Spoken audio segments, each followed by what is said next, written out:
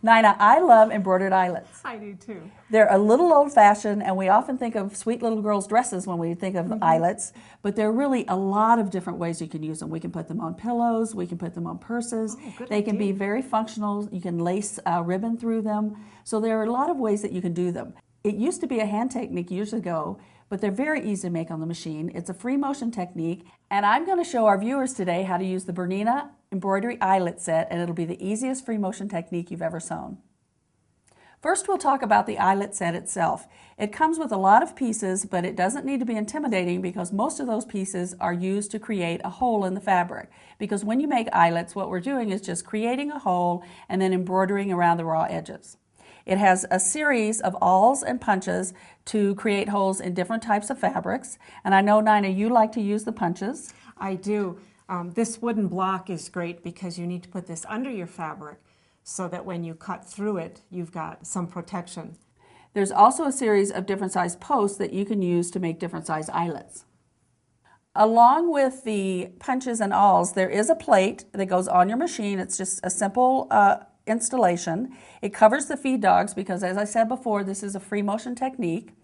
And it also holds a post. You have 6 different choices of sizes of eyelets that you can make. You want to make the hole in your fabric the size that will fit over the post.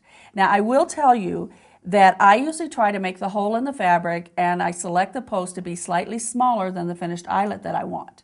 Because once you start sewing, you're going to open up that hole a little bit and it will be a little larger than you think. When I start, I like this hole to be tight on that. Yes, when you put it on the post, it needs to fit very snugly, and it will open up as the thread pulls it back. Now, before you start, you need to think about your fabric and your project and how you need to stabilize it. You can use a stabilizer such as tearaway or cutaway, depending on what your project calls for. You can use batting, or you can use interfacing on the back of your fabric, or you can use any combination of those. Whatever works for your project and whatever you need to be able to wash out or tear away after you're finished. Whatever you're using, you want to make sure it's layered before you cut the hole. Yes, so definitely. You're cutting the hole through the hole everything. has to go through everything. You also could work the eyelets in a hoop if you'd like. And if you're using a very delicate fabric like batiste, a hoop is a good idea because then you don't have to put a lot of stabilizer on the back. Now, the other thing that comes in the eyelet set is a special foot that works with the eyelet maker that kind of fits around the hole that you've punched into your fabric. You're going to place the hole on the post. Use your freehand system to lower that foot, and you can see how it fits around the post.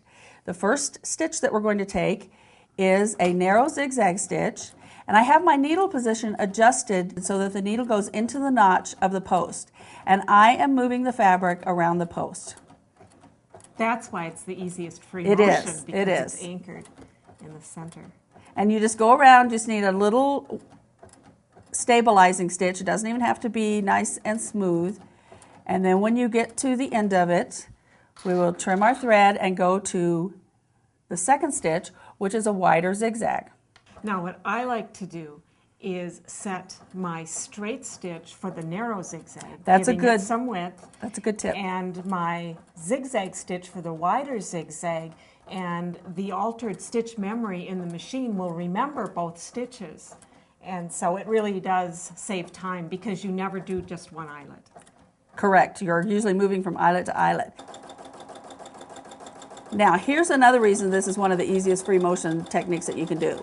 When you get around to the beginning, you take a look at the eyelet, and if it doesn't look as nice and full and rich as you'd like, you can go over it again and no one will know. If you want a spiky look, then you can do that too, but I can just keep moving around and filling it in and making it nice and pretty.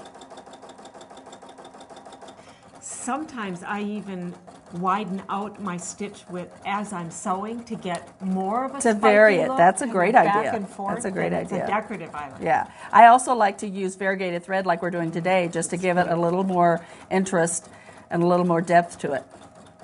And that's basically all that you do to make an embroidered eyelet. So you see how easy it is.